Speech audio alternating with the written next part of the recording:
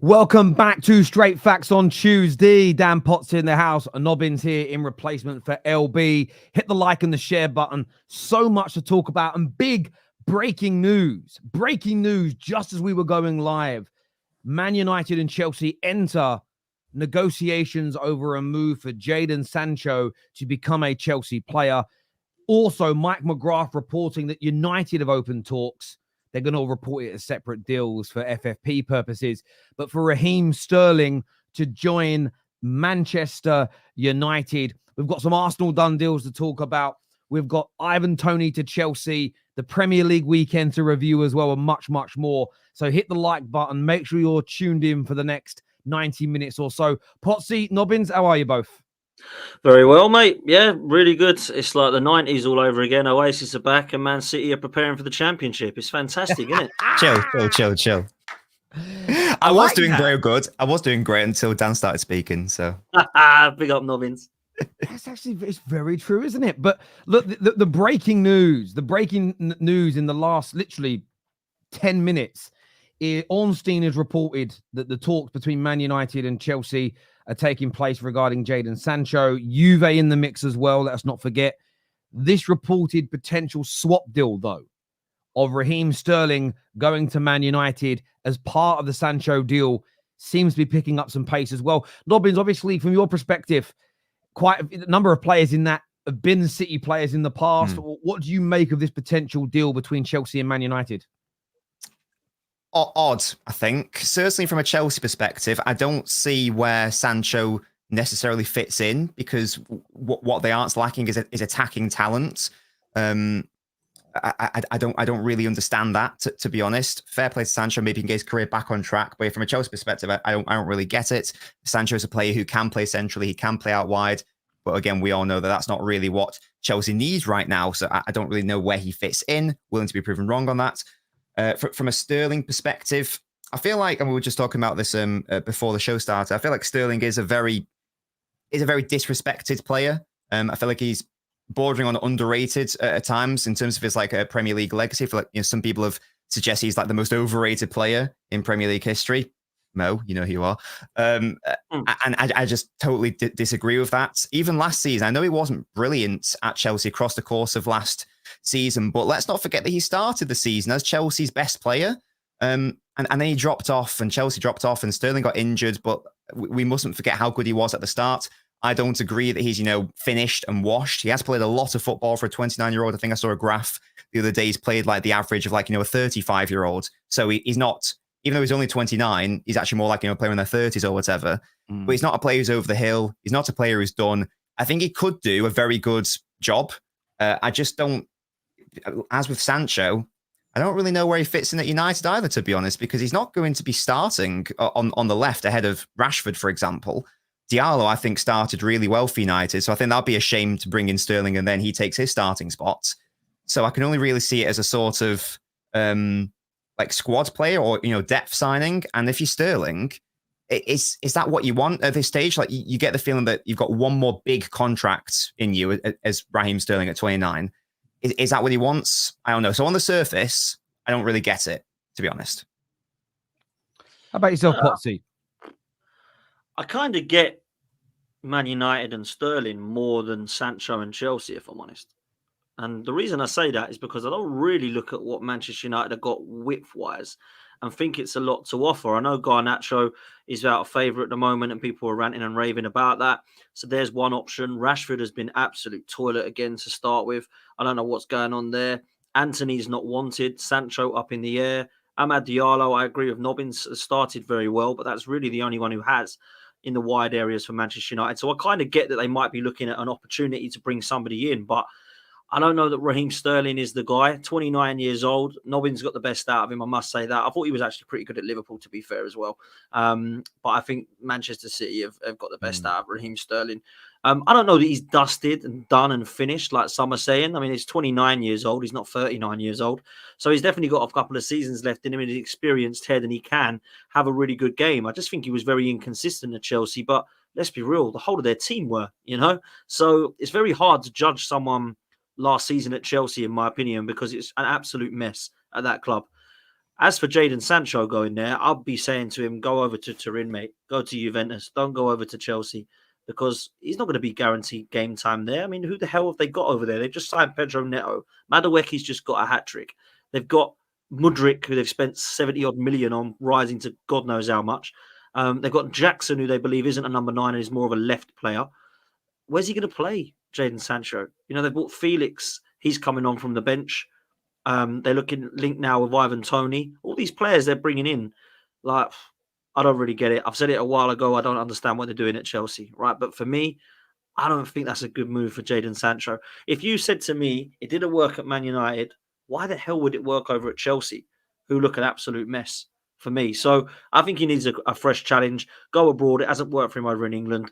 And for me, I'd be advising if I was his agent to go over to Juventus. But essentially, his agent's going to advise him who's going to pay him the most money. And maybe it'll be Chelsea who do that. But I just find that a bit of a strange one. But I can understand why Man United are linked with Sterling. I really can. I mean, he's made it obvious that he's leaving. Chelsea don't want him. Manchester United, I think, would be interested. And maybe they can get something back out of Raheem Sterling. But it's weird, isn't it, that Sterling's going to be playing for Man City, Chelsea, Liverpool, and potentially Man United. Wow. And insane. Yeah, I'm almost kind of Nicolas Anelka-esque in terms of the amount of rivals that he is potentially played for. My mind with Raheem Sterling, I said it backstage, I'm so on the fence with it. There's part of me that doesn't think he's over the hill yet. There's part of me that wants him and for it to work because, yes, it would improve Man United. There's a little bit of banter in there. There's also a big fear factor that he has played too much football. And at 29, maybe his body is more like a 33, 34, 35-year-old because of the amount of football that he has had over the course of his career. And we've seen that happen to players before, like Wayne Rooney.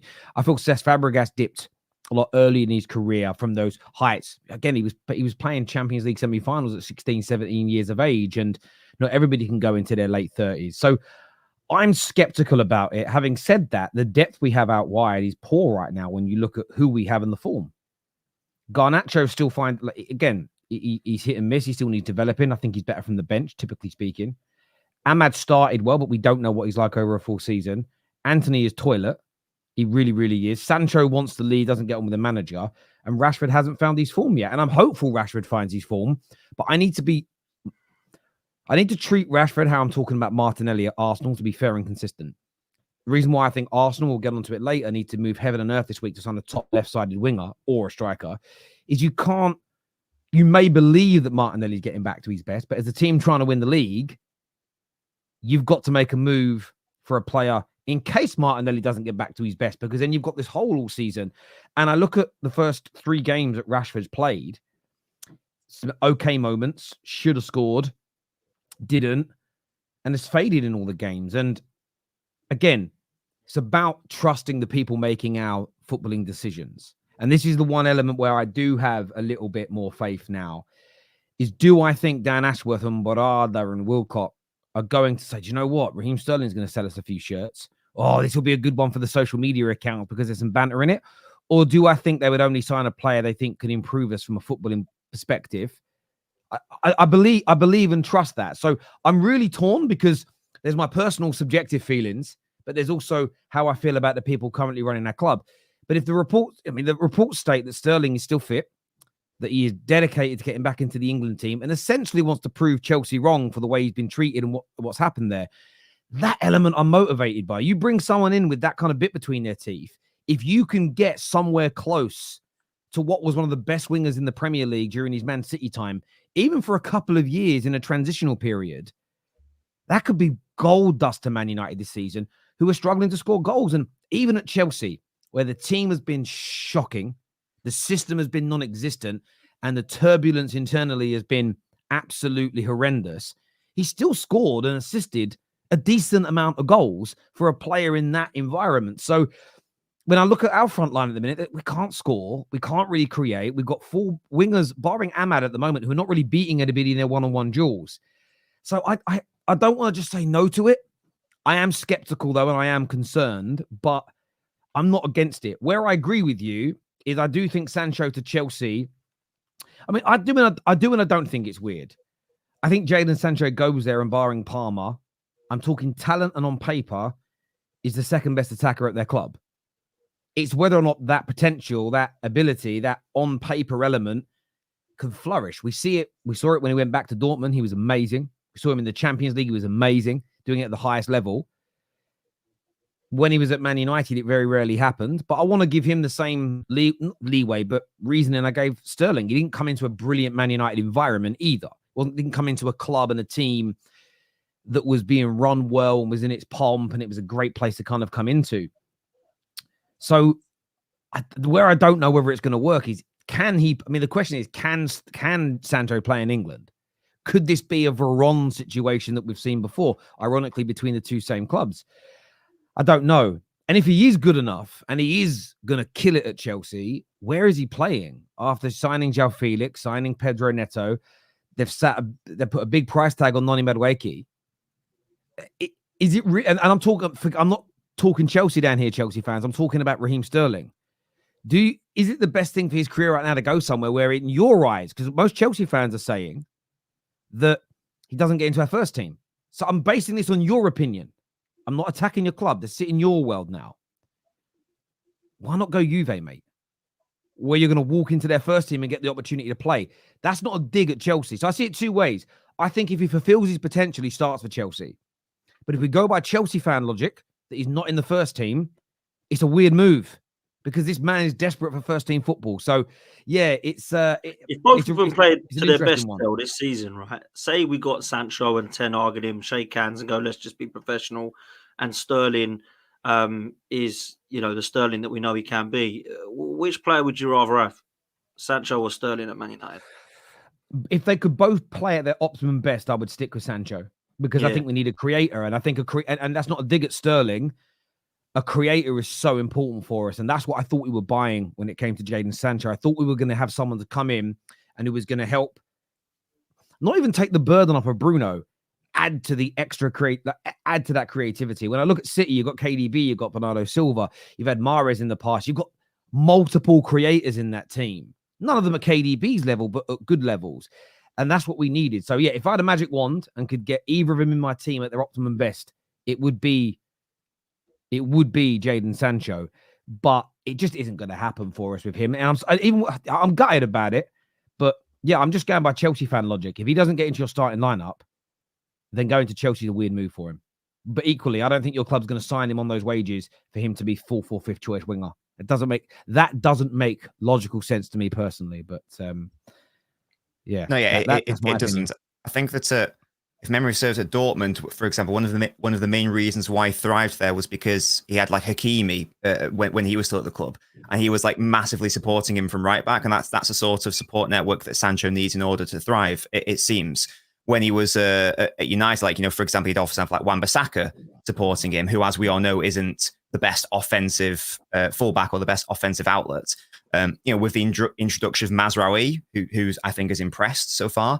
Maybe if you're trying to do like hoping from like United perspective, maybe that's something which could unlock him. But again, I just look at someone like Diallo. You can even say Garnacho on the right. I just think that in a United shirt, they've impressed me more. To be honest, we've covered the Chelsea situation.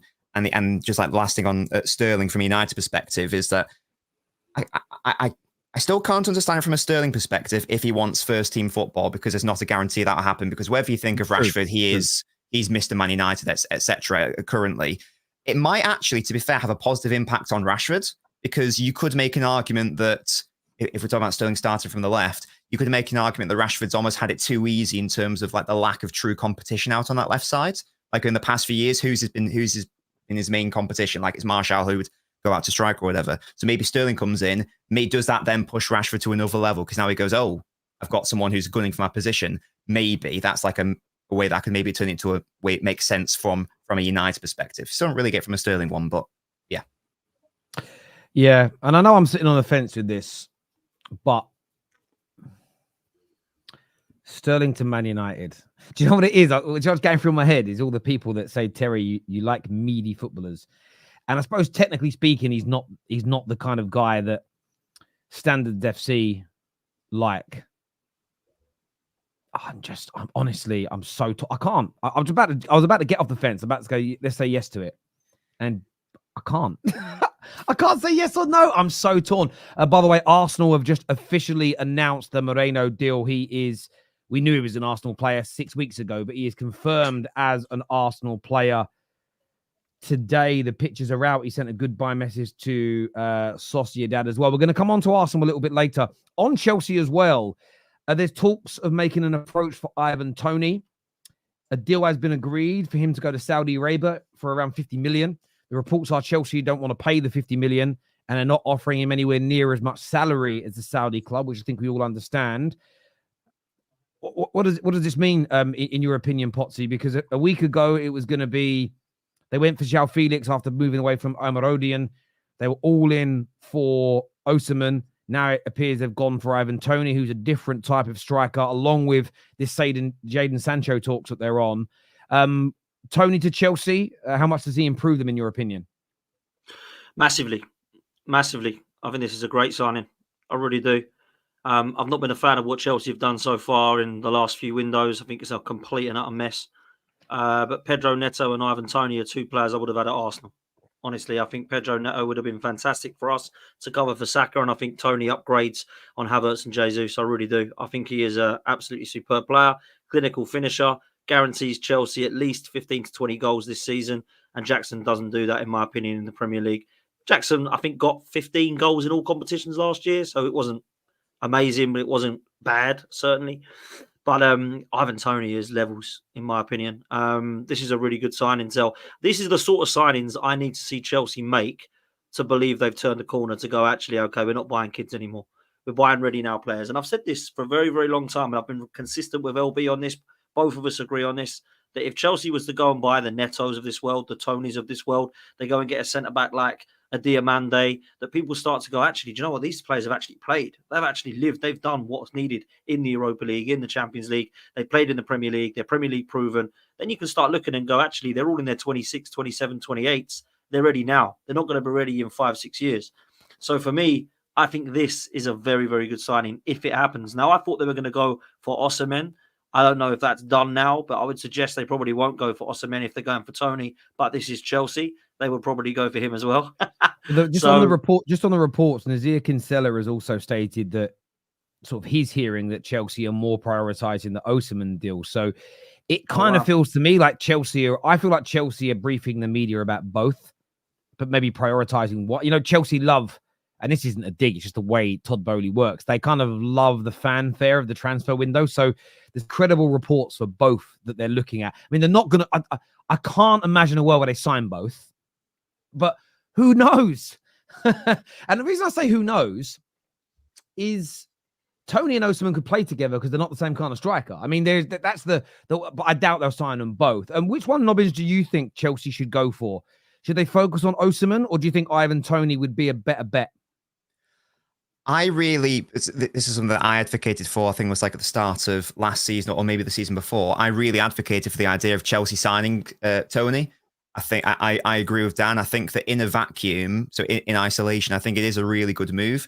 Toney, when he was at Brentford, would consistently torment City's defenders because his link-up and hold-up play is so wonderful. And I'm just looking at some of the players who at Chelsea who I think would benefit from that. So, for example, you look at players like Nkunku, maybe even João Felix, who are more of like a second striker sort of player, like they want to play centrally, not quite as an out-and-out striker themselves.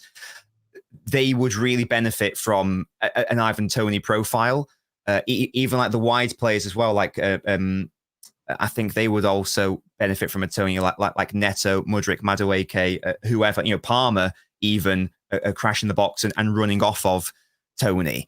I guess then that just introduces issues similar to what we're talking about with the Sancho situation. So what does it mean for the current attacking options currently at Chelsea? What does it mean, for Jackson? Does he just become a wide player? What does that mean for Chelsea's other wide players? What does it mean for if Toney's starting basically every single game, as I say, not only Jackson, but you want to play one of Nkunku and Felix to get the most out of that brilliant link up and hold up play, but then that means you've got to sacrifice either fullbacks or wingers, and then what's that mean for everyone else? So that'll be my main issue. But in isolation, I think it's a really good signing, to be honest. I think I'm impressed with that one if it happens.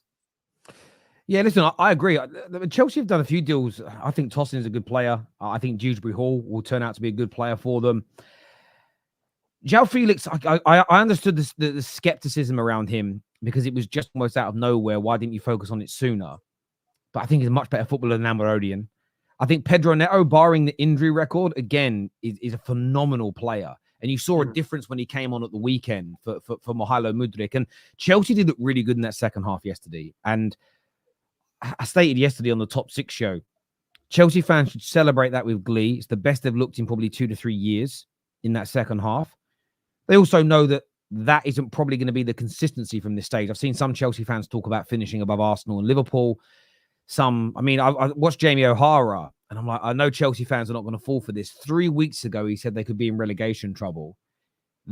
After that victory, he said they could challenge for the title. And it's a case of slow down a little bit. There's going to be peaks and troughs in this. But I believe bringing someone like Ivan Toney in would be a phenomenal piece of business for Chelsea. It really would. And again, I don't quite know and understand where Sancho fits in. And I'm basing that, and I want Chelsea fans to I'm basing that on what you're feeding back into me about where he stands in the hierarchy. And the reason I say that is because you're trying to push 7 players out this week because there isn't space in this current squad. And according to reports, you're looking to add 2 more players on top of this squad. So someone's missing out. So like the Raheem Sterlings of this world, the Lukakus, the Chalobahs, Chilwells, they're all being pushed aside, plus all the other youngsters that are not good enough to be in that 23. You're looking to add a striker and Sancho into that mix. Who then misses out? Who then gets sort of ostracized? I'm not even trying to be negative around the club. I'm just trying to understand from your perspective as fans where it fits in. There's not trick questions. I remember saying that to Liverpool fans years ago when they were linked in one summer to Kai Havertz and Werner at the same time. And I remember it took 3 months, and it was only Tom Little. He only just started coming on the channel. It took me 3 months to get a Liverpool fan to give a straight answer for where do they fit into the team and who do you think might be sacrificed in the first team or the squad. They didn't want to answer the question, which is strange because whenever you buy new players, somebody misses out because that's just the nature of the beast. So I just would love to get Chelsea fans' takes on that. But Toney as a player, phenomenal. It would be a phenomenal piece of business. And then you look at their window and you look at forget all the kids they've signed, because I believe most of that had to flip for the future. And there's a few deals in there that would definitely hit to help out some other clubs in PSR issues, facts. But Tosin, Dewsbury Hall, Pedro, Felix, Toney, maybe Sancho. In terms of age and experience, that's so much better than just buying youngsters that have only kicked the ball for a year, 18 months. It's that for me, then you then give the manager time to knit that together. That spine then being added to the team, that age, that experience. Some of them have won things. And I even look at Ivan Toney's experience. Yes, he hasn't won Champions Leagues. Got to a Euros final, though. And probably should have played more football at that tournament, if we're being honest. But also his experience at the lower levels, the grit you have to go through, the struggle at that level, I think pays dividends when things are not maybe quite going right in the first team. And Chelsea had these players in this week. If they learn, I think they actually need to learn more from the first half against Wolves in the second half. Look at that. What went right, what went wrong. Start to improve on that. And Chelsea could end up having a really good season. They could. They could. These deals look really good for them in the last week. You surprised Man United didn't go for him, Toney? No, because if you watch Xerxes play, there's kind of Xerxes not as quick as him, but there's similarities there. The hold-up plays there. Yeah, and I like the look of Xerxes. I just was annoyed that we haven't started him yet, but maybe that's because of, maybe his fitness ain't quite where it needs to be. But I think that once we've signed Xerxes, plus you've got Rasmus, and the club is essentially saying that for at least the next year, we're going to focus on developing those two. I kind of get why they don't want to add another player to that mix, because what you don't want to do is tell players they're going to focus on you to try and get you to the level they think you can get to, and then just to go out and sign another player. Because I think that sends a bad message through the dressing room. But on a personal level, I'd have loved Ivan Toney at Man United. But I do understand why we haven't sort of gone down that road in the end. And yeah, I just hope Xerxes and Rasmus turn out to do well. But yeah, a brilliant piece of business for Chelsea.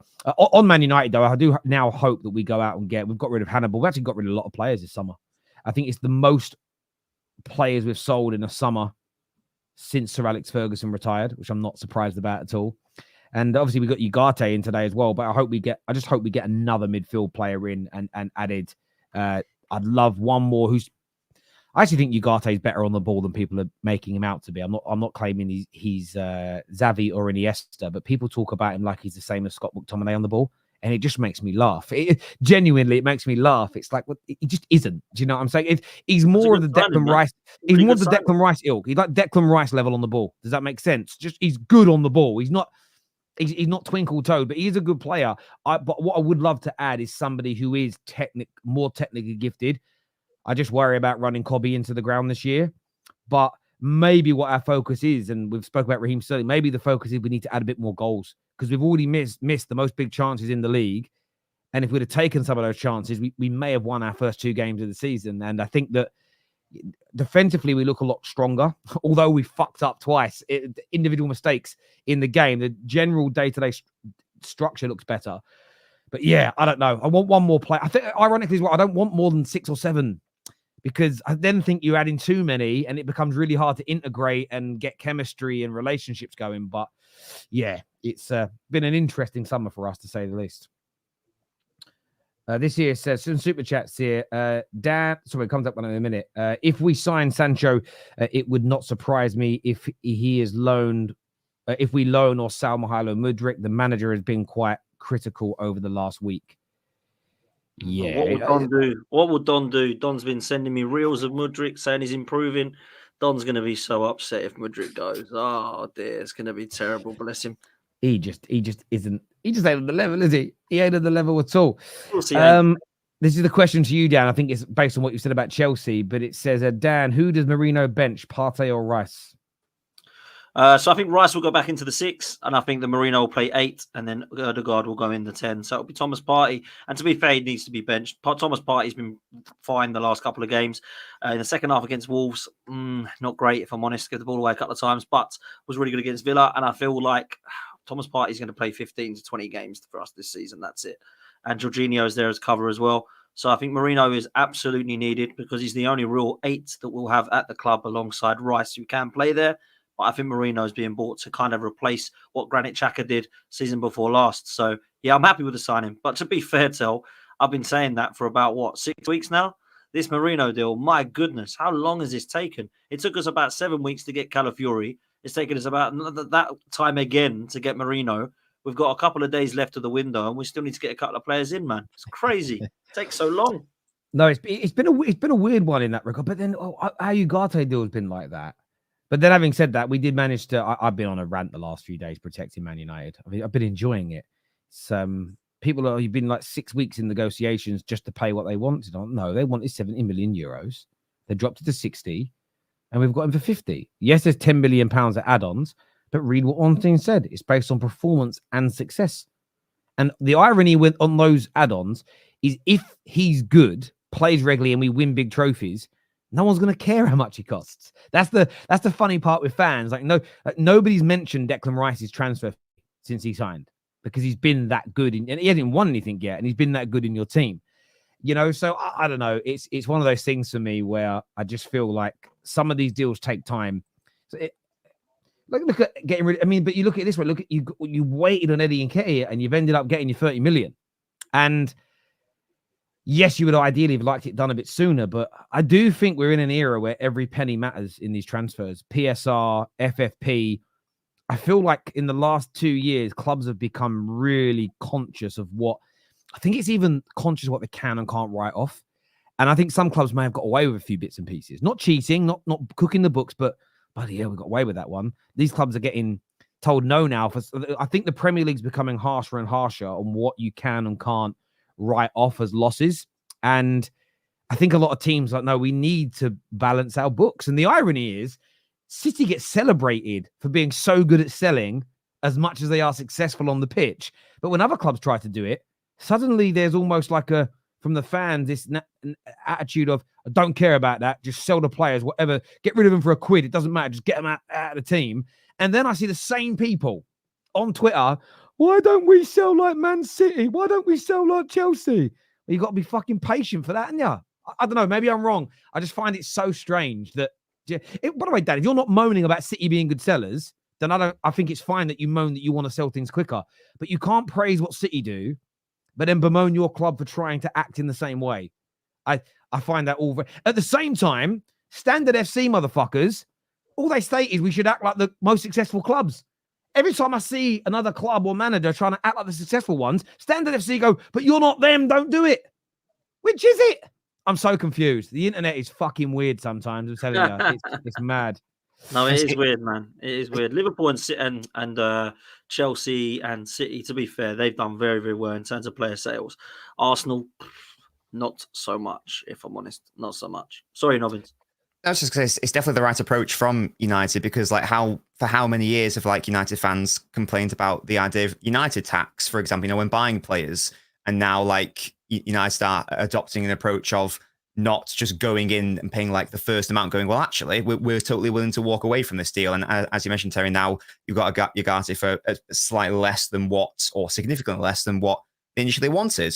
And that comes from not having the piss taken out of you and acknowledging that, well, we can just always walk away and go find another option. This is why City often get players for quite good value, because we wanted X player, we couldn't get him, so we move on to another. Like we wanted Harry Maguire, but we weren't willing to pay like 80 million quid. So we move on to Koundé, we weren't willing to pay that money. So we moved on to Ruben Diaz, and you game for the price you want. So and with that, if you do it over and over and over again, then other clubs aren't going to be able to mess you around. So it might be short-term pain from a United perspective, but long-term, the only way to get out of this United tax perspective, whether buying or selling, is to do the slow and painful approach. But if it works long-term, it works.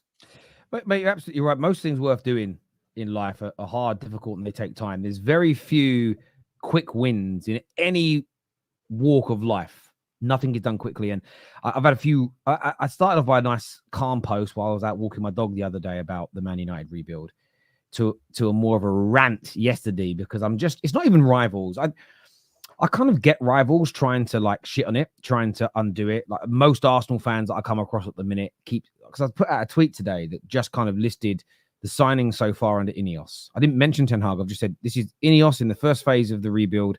They spent 172 million pounds on these players. Rate it out of 10. 600 million has been spent, Terry, not 172 million.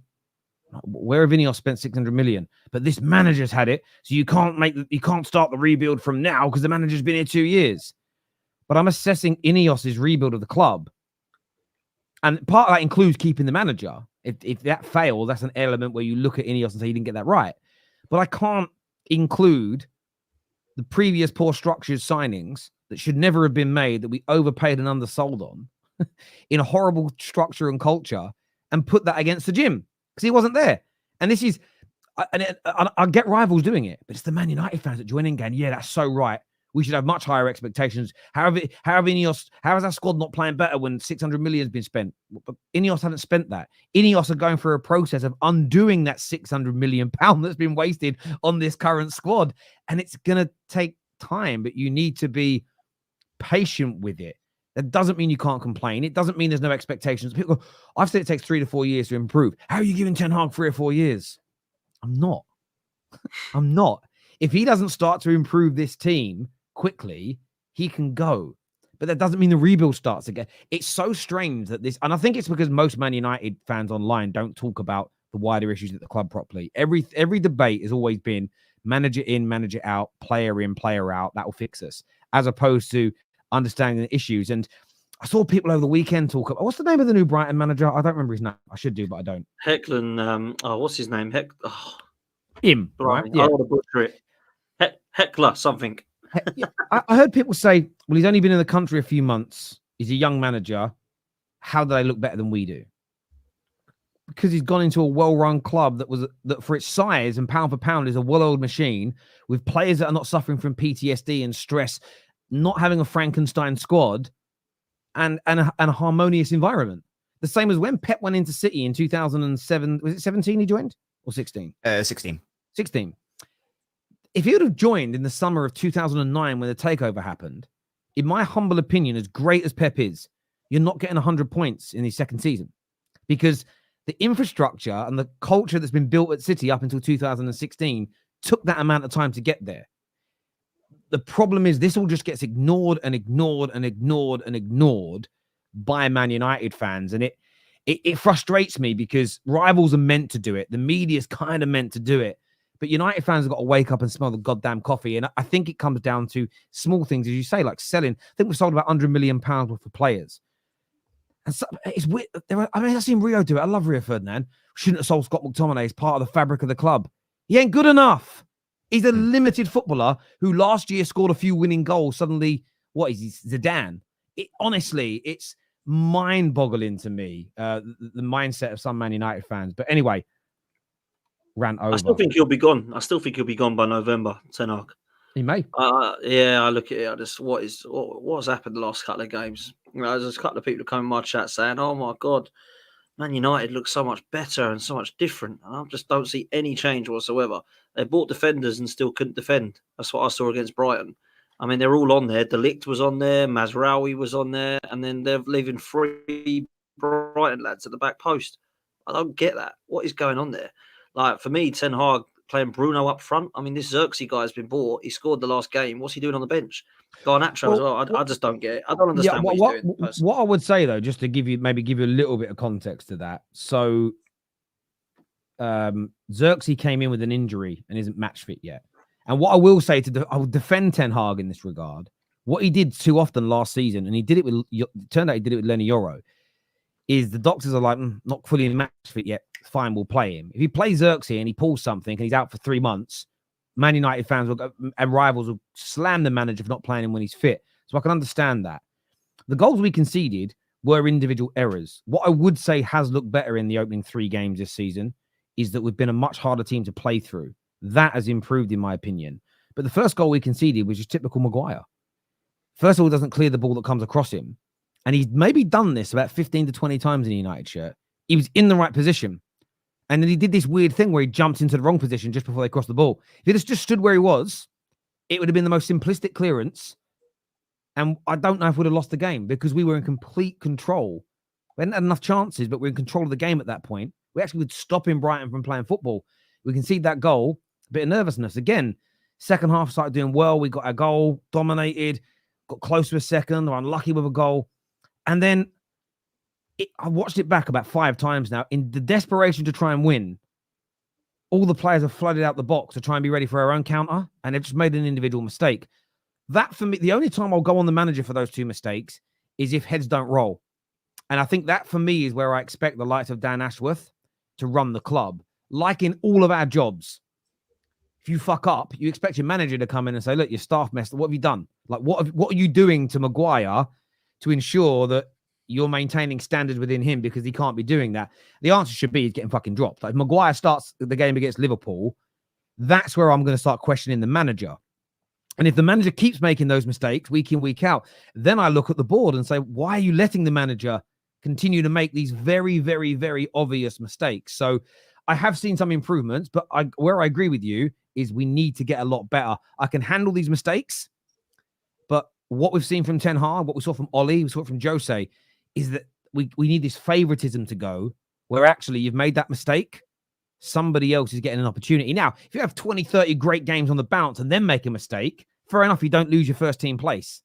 But it's not, I don't know, this is not Maguire's first rodeo, is it, when it comes to making those types of just weird, the compilations are just weird. He does it all the time. He jumps, he's in the right position, and it's almost like he second guesses himself.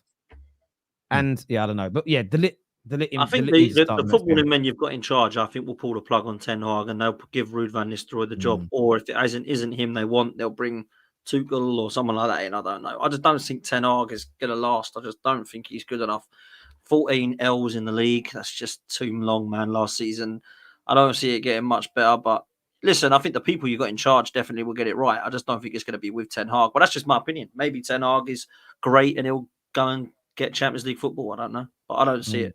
One of Ten Hag's biggest issues is that the way he sets up his team is that it makes it so that there are these huge gaps in the midfield. And that's not necessarily an issue if you've got the right players there who can cover there. So, for example, if Declan Rice was in that United midfield, for example, I think you'd seen immediate improvement because Ten Hag's football creates those gaps, but then Rice can defend those spaces. But the issue is when you've got like a midfield pairing of Casemiro and Merino, and I'm the biggest Merino fan, that's not necessarily his greatest strength. He needs to be partnered with someone who can cover his weaknesses. And maybe I haven't seen enough of Ugarte, but as I understand it, his key strength is covering those big spaces. So I think that if I was a United fan, I think I'd be reserving judgment until Ugarte starts, alongside Merino or whatever, then going, right now, are we going to see a midfield improvement, I think.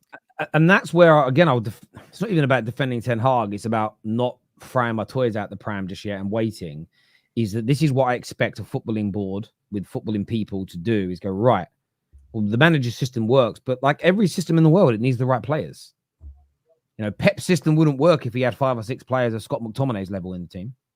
It just wouldn't. He needs he needs the technical quality. Equally, one thing about Pep's teams I never think gets enough praise is the physicality needed to get back into shape when you lose the ball.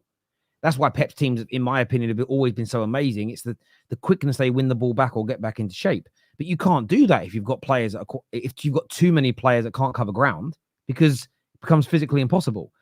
But there's a super chat here actually that says, Terry, PSG sold a guy who flopped for the exact same money they bought him for when they didn't. 10 million euros less is what we're paying. They bought him for 60 million fixed fee. We bought him for 50 million fixed fee. Nothing impressive about that, mate. And this is the thing. I understand that challenge and I'll stay reserved on it. I'm not going to sit here and fight it. I'm going to say, that's your opinion, Eddie. We'll put it out there. I do believe in horses for courses. I do believe that sometimes you can just sign a player that doesn't work at your football club. It doesn't necessarily make them a bad football player. If I look at United, we once upon a time signed Diego Forlan. Just didn't cut it for us. Go look what he did before and after. There's Veron, and I'm giving you Man United examples. So if it can work, and Thierry Henry is a prime example of where it worked the other way. There's been a number of players who have tried first, failed, moved on, and then been great. They're a little bit young, but you could kind of put the Mo Salahs and the KDBs into that mix in terms of their first stint at Chelsea, and then what they went on to do afterwards. So I do get the challenge, but I think there's multiple examples of where a change, and again, the right system and the right team can work for you. I don't watch enough of PSG to understand it, but a lot of people have said that about De Ligt joining us, barring the Bayern Munich fans who are absolutely fuming that he's been allowed to leave. So it's one of those interesting things, but we'll see what happens with it. If Liverpool get Chiesa for 12 million, that's a bargain. If he stays fit, his injury record is horrendous, isn't it? Chiesa. We all saw what he did at the Euros a couple of years ago, and he looked phenomenal, to be fair. So if he stays fit, I think Liverpool have got a very good player. They obviously want a left winger, don't they? Because Anthony Gordon was linked, and Diaz, I know he scored at the weekend, but he's not one that they seem to have the faith in. So, yeah, Chiesa could be a bargain. But if it's a player who's always injured, the best ability is availability, isn't it? And he needs to be fit. So I think that's why he's cheap. Juventus have obviously said no, he can go. Yes, no, I agree. I mean, Tom Little's reaction on the show yesterday was he was so angry and fuming.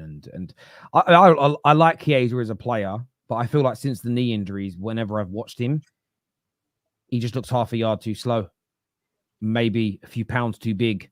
And that can happen after an injury. Some people, although medicine is amazing nowadays, when you do ligaments in your knees, or when your hamstrings have gone too many times, or even your ankles have been done too often, you lose that half a yard. And it's so much of his game is based on his speed. But we'll see. I mean, he might, again, I'm going to be honest, he might come to the Prem and it gives him, what's the expression? A change is as good as a rest. But at £12 million, it's not a big risk. So I think for that kind of money, it's, it's not like you're paying 60 million for him. Sancho would do well at my club. That's from an Arsenal fan. I agree. I think there's such a player in Sancho. If I'm honest, though, I just don't want to see him work. There we go. Terry, you'll need another hair transplant watching Raz. Listen, the one thing about Raheem Sterling that I will agree with is some of his misses are mad. He can be very, very frustrating. Yeah. Yeah. It's almost like I've always felt with him, if there's an opportunity to score and you need someone to think within a split second to put it in the back of the net, he's one of the best I've seen in the Premier League. You give him more than 2 or 3 seconds to think about scoring, and that's when you might end up with with a clown moment. So yeah, I do get that, but yes. Sterling to Arsenal. Sterling to Arsenal. Do they do what they did with Havertz? What would you say about him coming to Arsenal, Potsy? I don't think that it will happen. I wouldn't want it to. I personally would rather have Sancho than Sterling. Personally, I just think Sterling has kind of had his best days, and I don't think that'll get us across the line. I don't think that is the signing that would make Arsenal fans and rivals go, "Okay, we're serious now." But again, I don't know what players out there that realistically could do that at the moment with 3 days left. I kind of feel like there's players out there that are on that level. So I don't see Sterling any different to somebody coming in um, that wouldn't move it. And I just think that at 29, it ain't for me. Arteta likes him. We know this. And Raheem Sterling and Arteta had a good relationship along with Leroy Sane. But there's other names I'd rather have than Raheem Sterling for sure.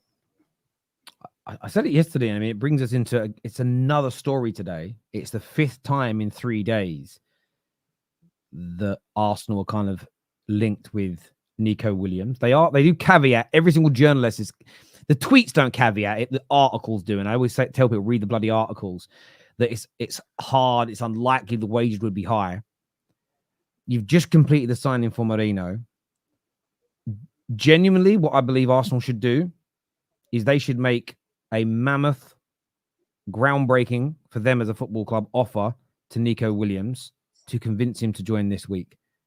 And there's still talk about Osimhen and Arsenal, which is an interesting one because they wanted him, but were quoted 130 million. There's talk the deal can get done for 165 million now, which would make sense why Arsenal waited all summer, let everybody else do the negotiations and swept in.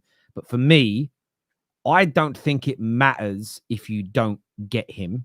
I think screw the PR, grow a pair, thicken up your skin when it comes to people saying, oh, you got rejected. I think Arsenal this week should make a big move for Nico Williams. Reading all the reports I have about Nico Williams to Arsenal the last 2 days, they've essentially all said he's your number one target still from an attacking perspective. You want him, but Arsenal feel that he might be too difficult to get this window. That for me is that's journalistic code for they're going to make an attempt, but they don't know if they're going to get him or not. But Arsenal don't want us to say they're going to try and bid because they're going to say they didn't officially go in. So I do think you're going to make a move, but I think you can convince him. I think if you offer him enough money, you sell the project correctly, you show him where you already are, you add Nico Williams to that left-hand side, no disrespect to Martinelli, you go up a level and it helps Saka. Because suddenly you can't stick 2 or 3 players on Saka if you've got Williams on the other side. The maths don't math. It means everybody's going to suddenly get more space in your team. And he isn't just a speed demon, Nico Williams. He's got technical ability and skill. So, yeah, this isn't me trying to put pressure on Arsenal because some gooners have DM'd me and had a go at me for this. I'm like, well, I'm just saying what I think Arsenal should do. City have gone and re-signed Gundogan. That's a game changer, in my humble opinion. I think Merino's good, but you need that top attacker. Yes, backup for Saka's great, but it's Nico Williams, it's Osimhen, Ugarte. One of those 3, in my opinion, has to be signed this week for Arsenal to win the league, in my humble opinion. Yeah, I kind of feel like it might need to be 2 of them as well, because if we've got rid of Smith Rowe and we've got rid of Fabio Vieira, who's gone on loan, and we've got rid of Eddie Nketiah and Reece Nelson looks like he's going to be leaving, that's 4 players. And there's none of them that have come in. Even Nwaneri has been promoted, so they're saying that he will cover for Smith Rowe. Havertz can play as one of the attacking positions if he has to, but it's not really my key position. I think he's a number 9. So I think we might need 2. I think we might need a Nico Williams and a striker, if I'm honest. And I don't see that happening. If we got one of the positions, I want it to be a striker, personally, because I don't think that Havertz and Jesus is enough. Jesus is injured again. Havertz is a good option, but the only one that we've got. And with Eddie being sold, I think we need another striker. Whether that's Victor Osimhen, Victor Gyökeres, or someone that we've not even spoken about yet, I don't know. I don't see any massive heavy rumours. The one we all want is Alexander Isak. That doesn't look like it's happening. The winger we all want is Nico Williams. It doesn't look like that's happening. But there are rumours and reports suggesting over the last week that we are going to go and try to at least see if this can happen this window. Now, it looks as if everything from the camp of Nico Williams is suggesting that he wants to stay at Athletic Club for 1 more year, and then he's going to assess where he wants to go next year. And it might be that he stays in Spain and has a dream of Barcelona, or maybe he does fancy a new project and moves away to England. But for me, Arteta wants him. The Athletic have reported that he is the number 1 target for Arteta in that winger role. And they've spoken to reps and he's started to put PowerPoint presentations together like he did for Rice about how he can see him fitting in to the system and the project and the team. That's all great. But if the player isn't set on you, you're wasting your time. The fee isn't going to be an issue, Tel, because he's £49 million release clause, isn't it? So the release clause is there. It's just about how much we're going to be willing to pay him. I think he wants quite a lot of money a week.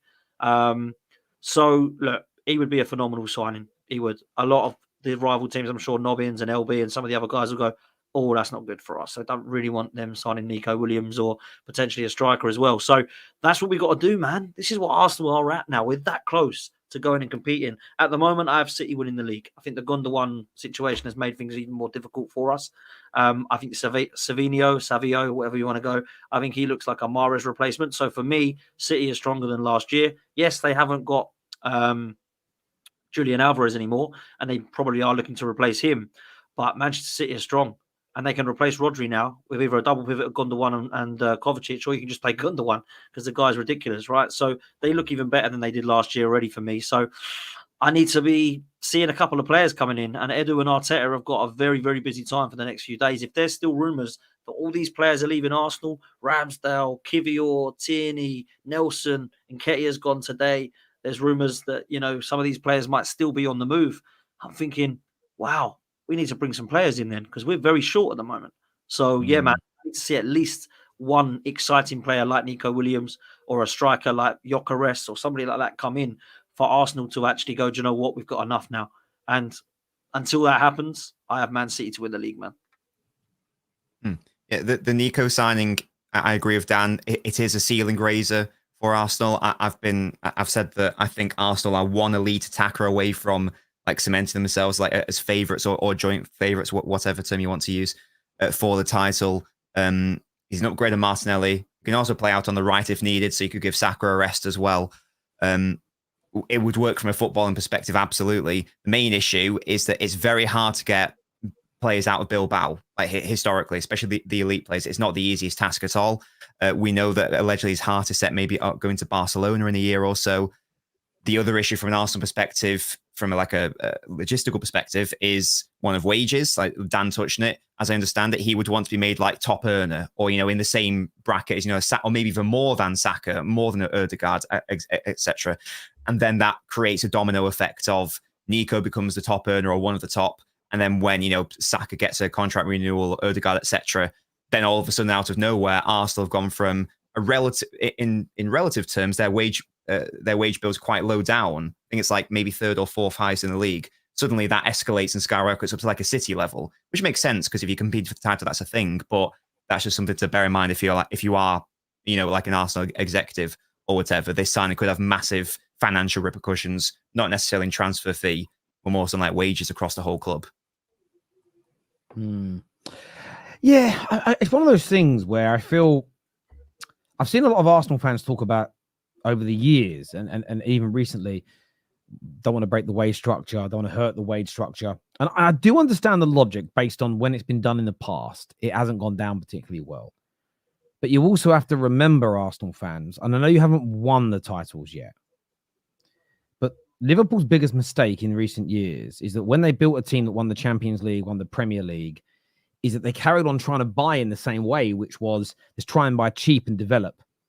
Those deals don't always work where the good player becomes a world-class player. And even if it does happen, you end up in this little period where your team isn't as good again. When you get to the top, it's very difficult to go and sign a player that you want to integrate straight into your first team or replace somebody in your first team without paying a premium for the player in terms of wages and salary. If City went up to a striker and said, you're coming in to replace Haaland, why it's not inconceivable that they're going to ask for as much or more than Haaland. Well, you think I'm better. I'm replacing that guy. You think I'm here. Equally, you have to look at the commercial side of a player. Nico Williams, and I know that you shouldn't sign anybody based on commerciality, and Nico Williams isn't that. But the commercial, the commercial element to him and the marketing and the money that can be made from him, you have to compensate a player for. And I think it's okay to sign players who suddenly get paid more than a lot of the individuals at your club if it's justifiable. I don't think there's a player at Arsenal that would be shocked if you signed Vinicius Jr. and he was paid the most. Not only would he be your best player, and you could argue Nico Williams could be, but it's the fame and the size and the endorsements that come with him. Of course, it's doable.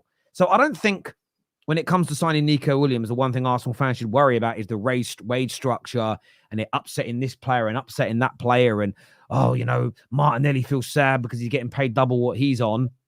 It will be as good, be as consistent, win as much, and be as marketable as Nico Williams, and we'll give you the same. As long as you handle that and you give everybody the opportunity to earn that money based on performance, status, iconic state. And again, the marketability is so key. I mean, if you're literally a player that's struggling to get a boot sponsorship, but you've got another player that's got 100 brands fighting over him, of course he's going to get fucking paid more than you. Like, I do actually think as well, footballers understand this. I don't think footballers are stupid. I don't think any of them are angry that Ronaldo's got 40 million followers in 2 days on YouTube. It's probably more now, to be fair, because they all know how. That shows you why he gets paid more than anybody else, because that's the pull he has. And a lot of footballers now, they're not even paid for they are paid for their footballing ability, but so much of their salary is based on their commerciality as well, if that makes sense. So I think Arsenal should try and break the bank this week, offer him whatever, 300 grand a week, 350 grand a week, sell the project to him, tell him that he's going to be the star, tell him that he's going to be the main. And again, I think it would be one of the most seismic, groundbreaking signings in Arsenal's history. And I'm still looking for the example. When have Arsenal signed a player who's young, got the world at his feet, that the giant European clubs are wanting? When have Arsenal signed that player first? Difficult. And that is, again, it's not a dig. I know you've got Ozil and you've got Sanchez, different scenarios. Ozil and Sanchez were different, no, really. Ozil wanted to leave Real Madrid, or Real Madrid wanted to get rid of him, one of the two. Same with him. I'm just talking about, I mean, you signed Thierry Henry, but it wasn't working at Juve for him at the time. I just feel like this would, maybe. Bergkamp's a great shout. Yeah, Bergkamp was British transfer record, I think. But Bergkamp's a great example. That is a great example, but he wasn't a young kid with a world at his feet. He was in his 20s, weren't he? But it's a great example. The one I would probably go with is Jose Antonio Reyes, bless him. That's probably the one I would go with. At Highbury at 21 at Seville, he was wanted by Real Madrid and everybody. Ended up going to Real Madrid in the end, but not quite working. Yeah, you could. Do you know who you could throw in that? But yeah, again, he only lasted a year at your club. Anelka was a great example. Yes. He was a young up and coming guy, but it hasn't happened very often for Arsenal. In my view, it's not something you've done. And I feel like and you're talking, some of these players we're talking about are 20, 30 years ago. And this is why I think you've done a lot of great things in this new structure of yours in the last few years, where the renewal of the contracts of the Odegaards and the Sakas, increasing their wages, paying them the going rate for players of their level and of their achievements. I remember when you started doing it, I was like, this is annoying me. Because normally what would have happened to Arsenal was Saka, but if Saka was 10 to 15 years older, he'd had already left your club. Because Wenger would have said, you're not getting paid 200 grand a week. And Man City or Man United or another club would have come in and said, well, we will. You only lost Van Persie because you weren't willing to pay him what a player of his level was worth. I think you could have kept Vieira, not all of them, but I think the Vieiras of this world, the Fabregases, if you'd have been prepared to pay the going rate, I think some of those players would have stayed at your club. And then it sends another message to people. So, look, as I say, I think you guys this week should be trying to break that bank because I think Nico Williams is brilliant, and he could be the difference between coming second narrowly and winning narrowly. And I tell you now, no one's going to care outside of Arsenal. No Arsenal fan will care if he's your highest paid player. If he comes in, performs, and you win the league, it will become the only clubs that ever really focus on net spend and wage bills are the losers. City fans don't go on their parade with all their trophies going, see the wage bill, boys. Oh, look at that. Let's get another trophy. No one cares. It's only the losers till they go, oh, yeah, but we pay £100 million a year less in wages.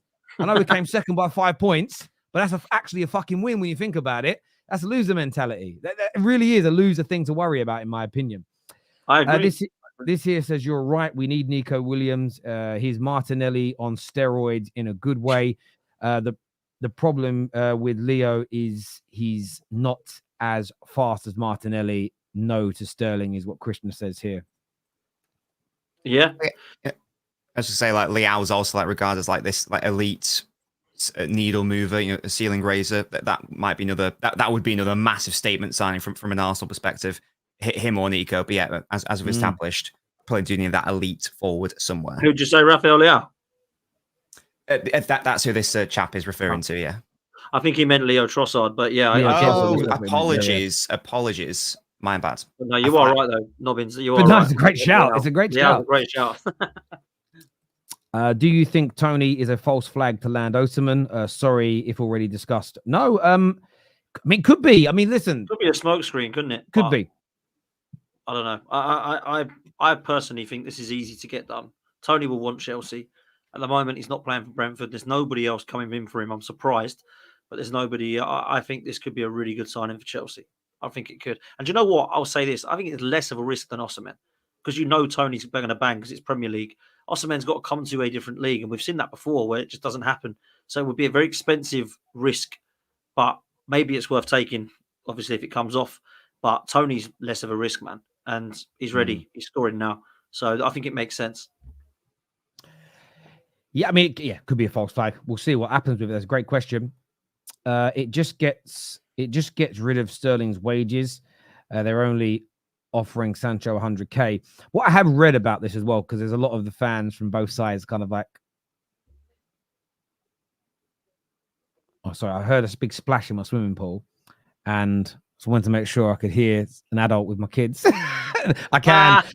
I heard a big splash, and I'm like, oh, fuck, do you know what I mean? The dog jumped in. The dog jumped in the other day. There's no stairs to walk out. There's like stairs that humans can get out. He jumped in the other day, and I heard him. And I went out there, he couldn't get out. He was struggling on the side. And I was fully clothed. I had to jump in and get underneath and push the little sod out. He ain't gone near it since. He's not a fan now. No, and he weighs 45 kilos, not wet. And yeah, trying to get him out was ridiculous. Anyway, we move on. No, yeah, but the stories have stated that both Sterling and Sancho know they're going to have to take pay cuts if they leave their respective clubs permanently. But I also think that's a good sign from both of them. I think it shows if both of them are willing to go, look, I'm going to go from 250, 300 a week to 100, 150 a week because I want to get back in the England squad. I want to get back to the peak of my powers. I want to deliver in the Premier League. I think that shows a great character. I mean, both of them could go to Saudi and earn 600-700 grand a week right now, with all due respect. And that's not what it appears they want to do. So that for me is a really good mindset to see these individuals in, if that makes sense. So I hear you. Might sound crazy, but I'd like Arteta to go in for Mudryk, get him for cheap, and resurrect his career. Another Chelsea player crushes it at Arsenal. No, you want him. Come on. Go on, Dan. He's the ceiling grazer. Horrendous take. He's the guy. Have you seen how bad this guy is? I mean, this is a mad shout, bro. Sonny, come on, bro. I understand you think Arteta's done well with certain players, but you can't work miracles, bro. That is not going to happen. Chelsea have already given up on him, haven't they, really? Let's be real. He's not going to get much game time, is he, Paul Mudryk, this year? But listen, there's no way that I would want him. When we're talking about Nico Williams and Rafael Leao, and we're talking about other wingers, to be fair, like Leroy Sané, who I'd take ahead of him, there is no way I'm taking Mudryk to Arsenal. It's just not going to happen. It's not going to happen. I agree. United need Toney more. We're scoring under 60 goals. Listen, I understand. I understand the point. I still think there's goals in Xerxes and especially Rasmus Højlund. I think there's goals there. I'm going to be so intrigued to see this system with Mount's really good at starting the press, but people don't realize how physical and quick Rasmus is. And I think you add Rasmus into that press, I think we win the ball back in the same way we did. But then you've got someone who's actually a really good striker. A lot of our chances we've missed, I feel like if those were being created for an actual striker, we may have scored a few more of them, in my personal opinion. But we will see. Although I do think Toney's a better striker than Rasmus, I understand why the club are putting faith in him. Yes, he said he meant Trossard, but yes, Leo is a great shout. Potsy, who else do Arsenal need to compete for the Premier League? I think we need two players. I think we need two players, a winger and a striker. I think Saka needs the cover, and I think that we need that striker who's going to get us that goals. Listen, if Jesus was to stay fit, I'd actually say we just need to go and get that striker. But Jesus is always bloody injured because Jesus can play wide for Saka and cover him.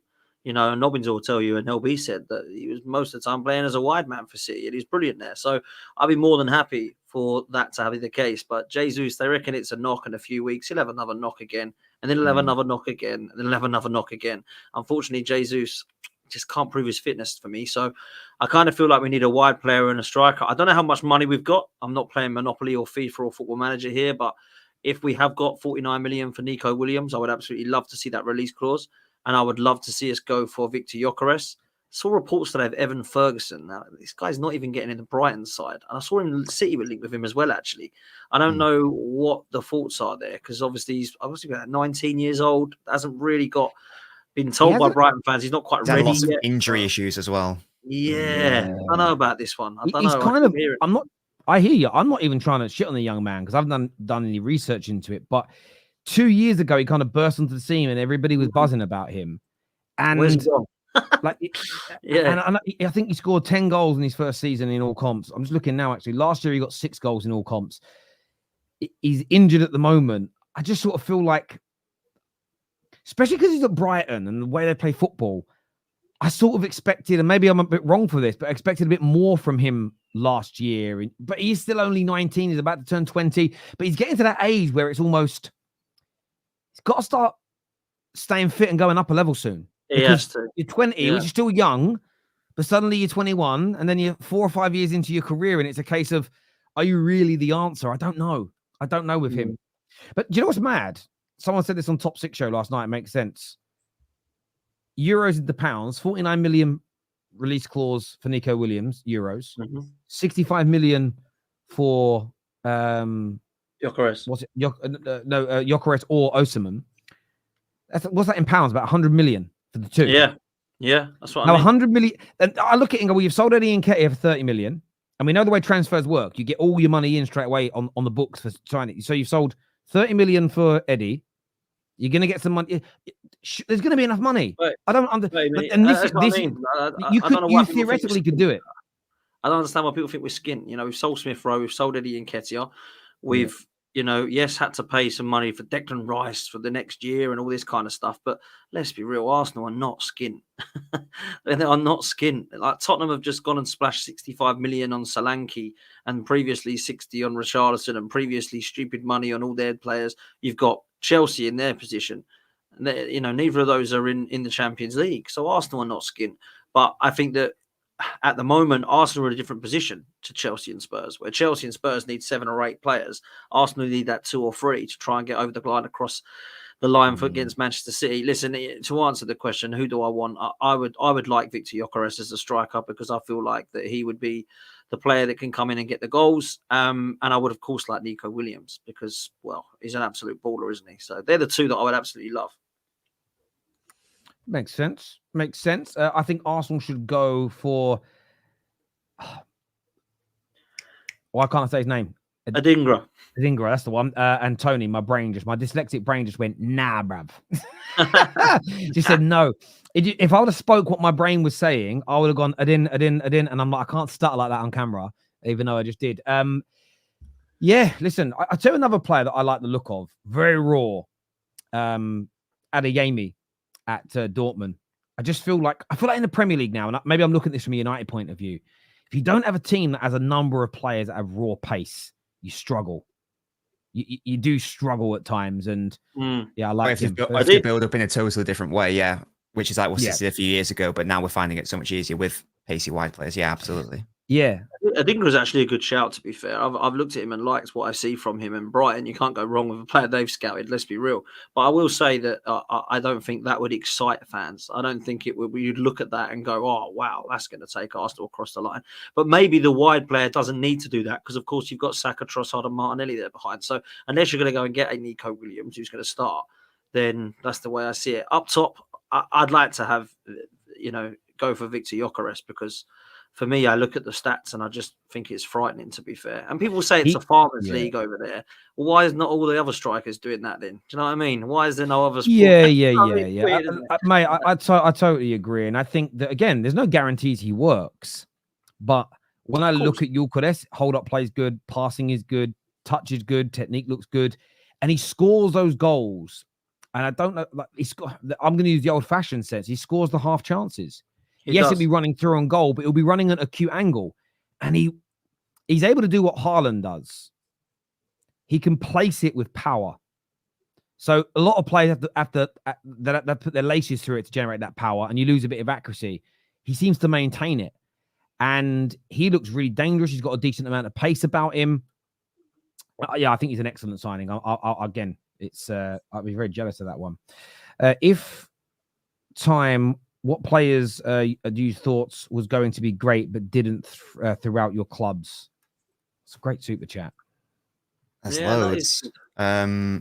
Michael Johnson is like a really famous one from City. Like, he just got so many bad injuries. Just like wasn't able to be that guy. But he was like, touted as like being a future England player. Maybe a more modern example was 10 years ago. Like this, does anyone remember Nastasic, Serbian centre back? Yeah. I thought, it's easy comparison because of Vidic, Serbian, etc. But I thought it was going to be so class, and then just like injuries just happened, and just like what wasn't that player anymore. Those two examples off the top of my head. City. Yeah, I mean, I've got three, two of which are injured. Abu Diaby looked like he was going to replace Patrick Vieira. Absolute baller, and just couldn't stay fit. Eduardo broke his leg, but my God, one of the best finishers I've seen.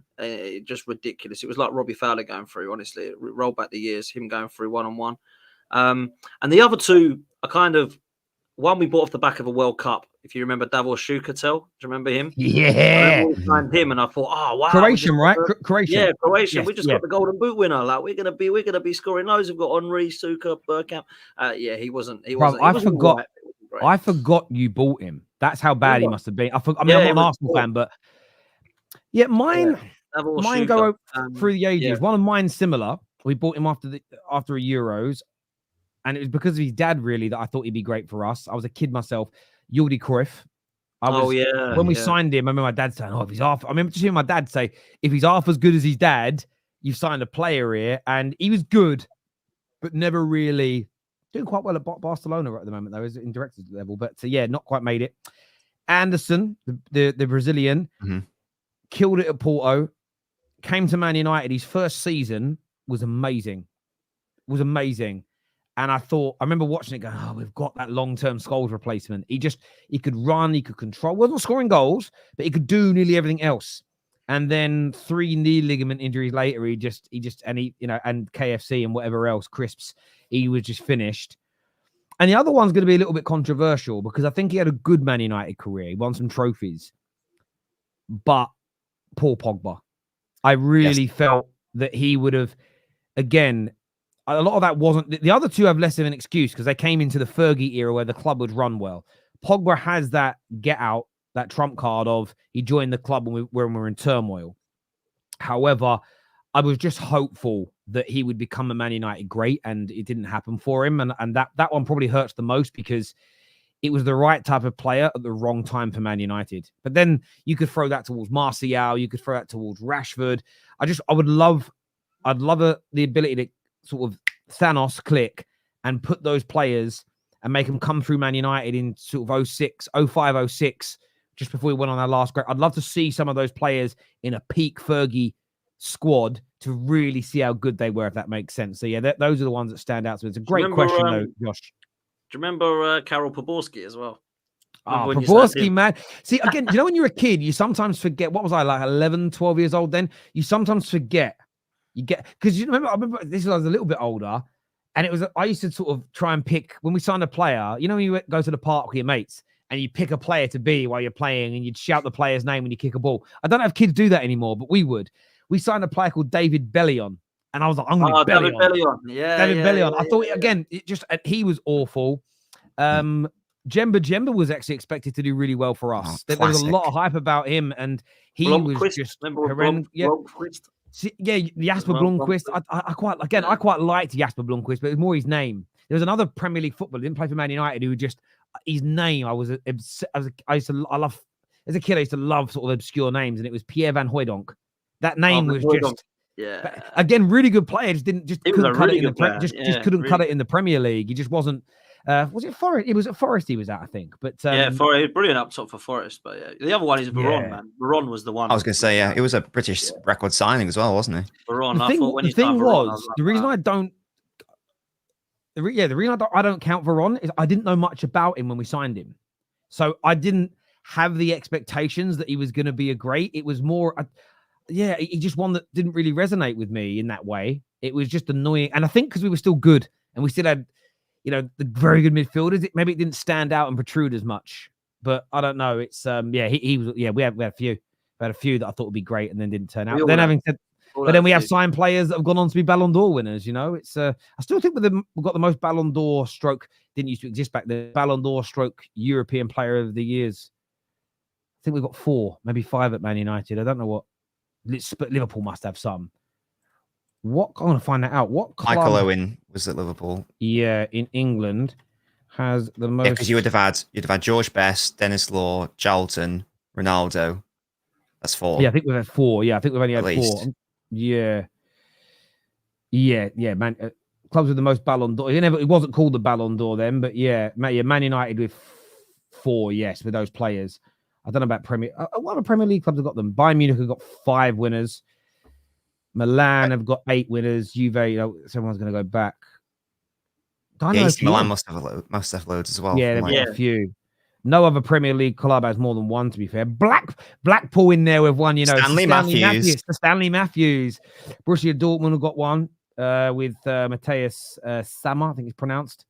96, He got that. Oh, Liverpool have 1. Geez, you're actually mad when you think about it. Who's got the most? It's going to be Real Madrid, right? Now, Barcelona have got the most with 12 wins, but that's because of Messi, isn't it? Like Messi's got 6 of them. Yeah. Yeah, exactly. He had 6 of them, but the most individual people, Juve have got 1, 2, 3, 4, 5, 6 winners. Platini winning it 3 times. Milan have got 8 winners. Real Madrid are not that high. Where are Real Madrid? Must be number 1. Well, I'm missing them. Yeah, sorry, Real Madrid are number 1 with 12. Ronaldo won 4 of them. Di Stefano's won 2 of them. But then they've got, multiple other players as well. Yeah, so Real Madrid, number 1 there with 12. How did Henry never win a Ballon d'Or? Crazy. Yeah, it's mad as well. Like that's why when we lost Ronaldo, part of me was sort of like gutted because I thought he would have won more, wouldn't he? Like, and suddenly, and all those little things, these little things matter in terms of legacy. But 4 ain't bad for Man United, but I'd like to add some more. The player I liked back in the day was Berbatov was great. It shows the age. I was a grown up for Berbatov, so it's a little different. But Berbatov was amazing. He was amazing. More chance of finding Maddie than signing Williams. Oh, Jesus Christ. I didn't realize what that meant at first. There we go. Question for Dan. Do you think Arsenal will trigger Victor Gyökeres's release clause? 100 million euros, 84 million pounds. I don't think we will, but I do believe that if we show interest, Victor Gyökeres would be interested in leaving, and that might allow Sporting Lisbon to come down a bit. So that's why people are talking about 65, 70 million for Gyökeres and as Osimhen, because they've both got release clauses, haven't they, that are above that. So the battle of the victors, as people are calling it, mate. Which one we're going to get? Probably known us. We'll probably go for neither, and we'll probably find someone else like Ferguson or someone like that. We'll probably end up going for. So let's see, man. It's going to be interesting in the last few days, man. Yes, certainly is. I thought Rosicky was good on the ball in the Prem. He kind of did ball in the Prem, to be fair. Injuries, he was really good for us. I mean, loved the goal against Spurs like Pires did. Those two with the number 7 on. That was always good for Arsenal. But I must say, I thought he was a phenomenal talent. He had about 12, 18 months where he could not keep fit. And then after that, he was fine. Yeah. But Thomas Rosicky was a great player, man. Do you know who I liked from that era of Arsenal? Again, he wasn't one of your best players, but whenever I watched him, I just liked how he played. Was Alexander Hleb. Yeah, I liked him. You were going to say that. I just liked how he kind of. I think it's sometimes with some footballers, it's I like how he does it. I was like that with Michael Carrick. He was a good player, but I just liked how he played.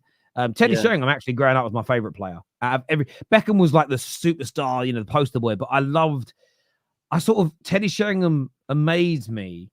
Because he barely looked like he ran. He barely looked like he moved. So intelligent, man. But he was just so good. And when we signed him, I used to watch him play for Tottenham with my dad, would be on TV and that. And I'd be like, so great. When we signed him, I was so happy. Genuinely so happy. And I used to get ripped at school. I said, I'll tell you, Shem, excellent player. Everyone was like, nah. And when he scored the equal, obviously he scored, he kind of gets forgotten about, but he scored scored in the FA Cup final and the Champions League final in that treble winning season as well. Like the guy just had everything. He was such a great player. I thought Nani was going to be the one. Yeah, Nani. See, I wouldn't put Nani in that sort of flop category. I think he had a very good Man United career.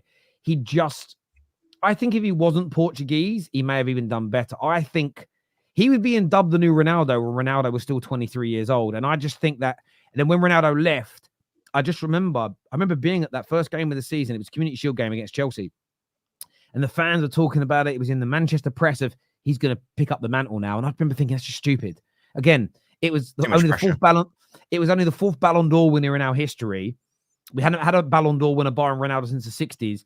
And you think Nani's going to... You don't need to put that pressure. Like we were saying it today on Twitter, a few United fans, we were just sort of tweeting each other and talking that Ugarte is an excellent signing, but any numbskull that thinks he fixes our club, fixes our problems, and is our saviour, all you're really doing is setting that person up for failure, because they're not going to fulfill that expectation by themselves. And yeah, Nani was never that guy, but he did score some bangers, some great goals, won a number of Premier Leagues. Would you guys have Mitoma in your team?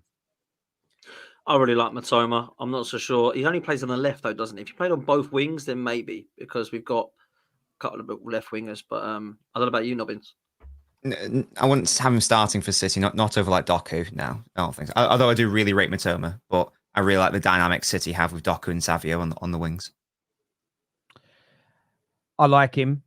Having said that, I mean, I know he got an assist because of fucking Maguire moving, and I know we lost the game, but Masbari pocketed him. Like he wasn't in the game the whole time. I do worry about him as well if he comes up against low blocks. Can he do it when there isn't loads of space?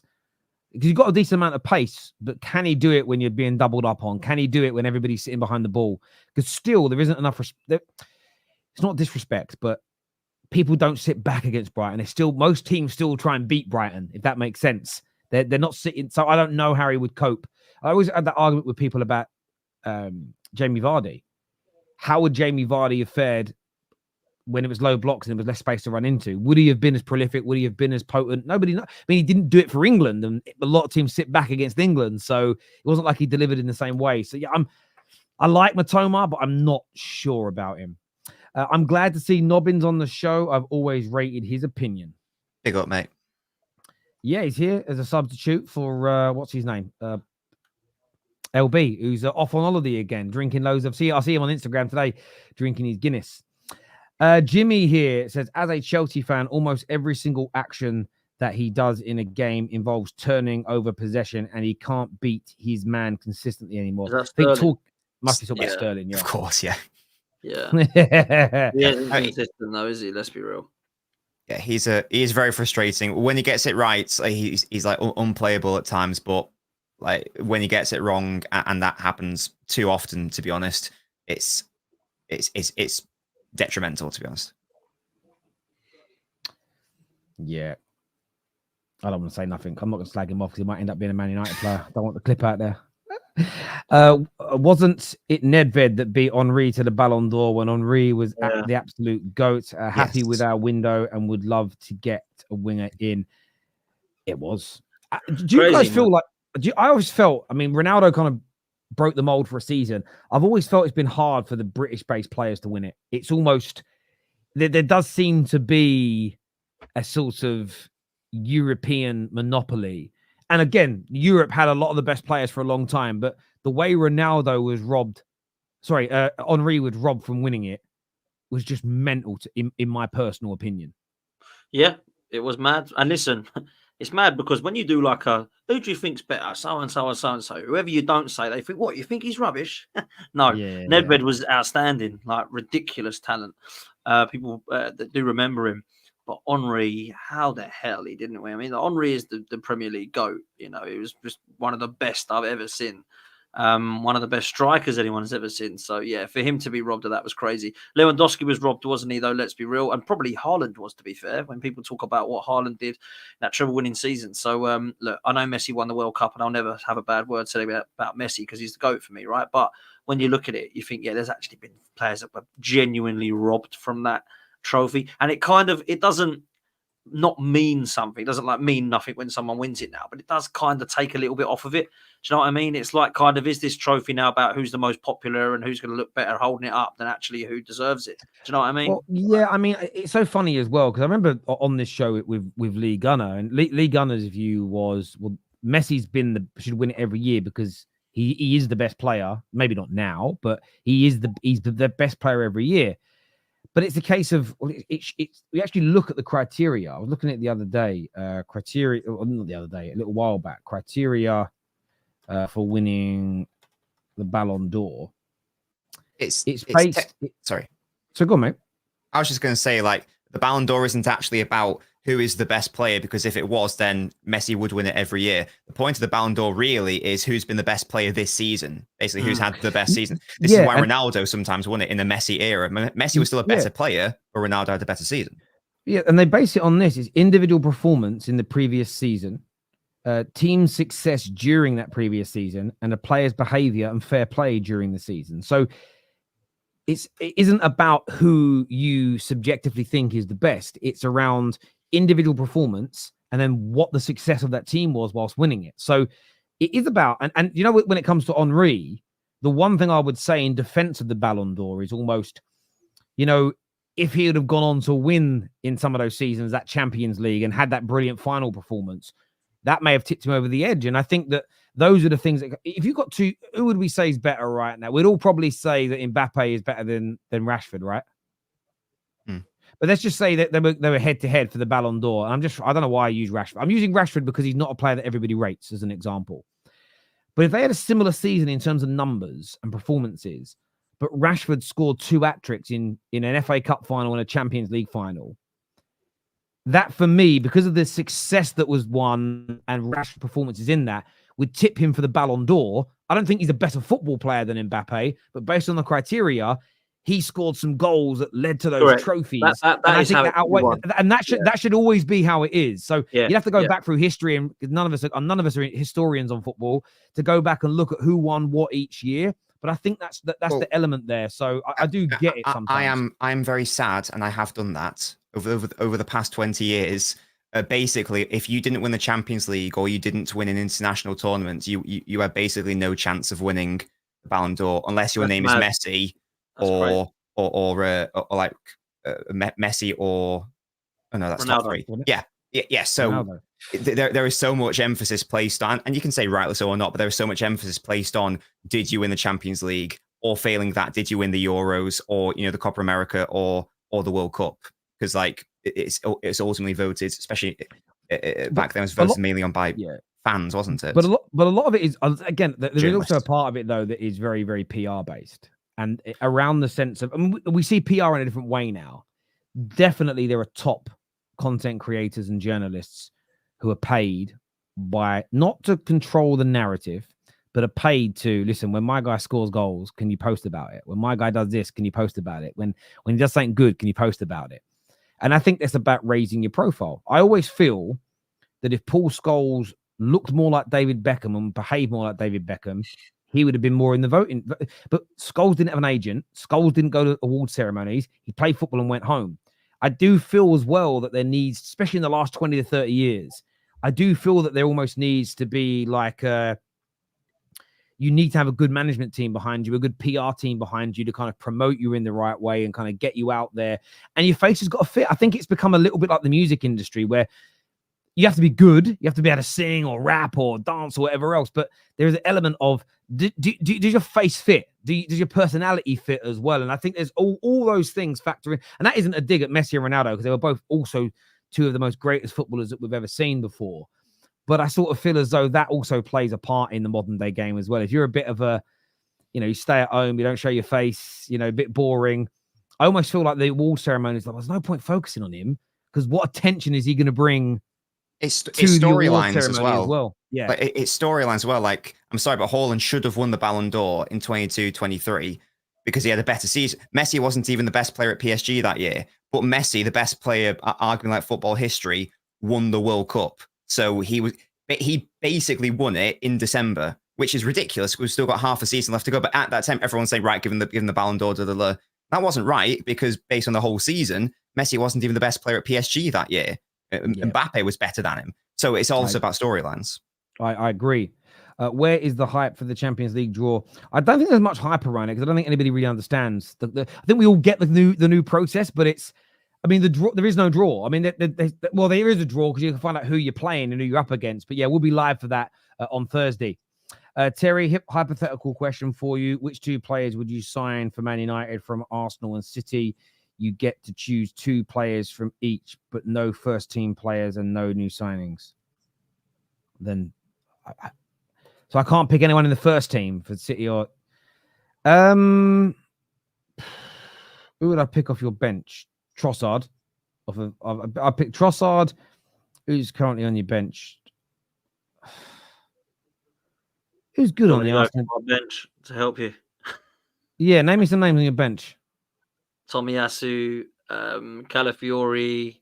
Calafiori. There we go. I'll take Calafiori at left back, and I'll take Sandro, the City bench. Jorginho. City bench. Who the fuck's on your bench now? Well, depends. You could have Bob, you could have Grealish, you could have Kova, probably Gundogan, maybe Kyle Walker,